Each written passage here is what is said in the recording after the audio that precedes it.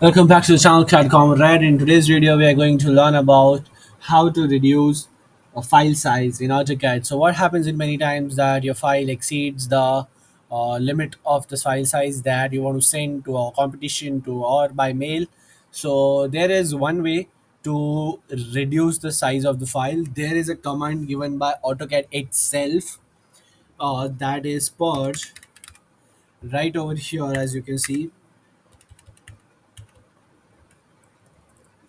Purge. The command on the top purge is very useful. It actually removes all the unnecessary items which are there in the file, the lines, the line weights, or any of the text is even there which is not in use and it is unnecessary.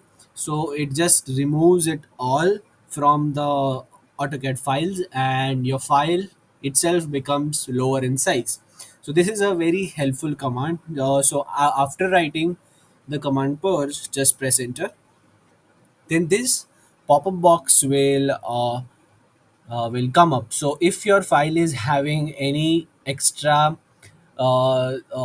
items or blocks or lines which are not in use, so it it will show a option right over here which is purge all. This will be open, but in my file right now there is no extra elements which are there to be removed to reduce the file size. So if your file will be having it, then here will be the option of purge all. So you just have to click on purge all option, and it will just ask you one time after selecting this, giving a tick to the, it will just ask you one time that if are you sure you want to purge the items. You just have to press yes and go ahead. Just press ok after that and then close. Your file size will be lower than before, and it is a very useful command given by AutoCAD itself. So if you like the video, then like, share, subscribe, and share it with someone who may need it. Thank you.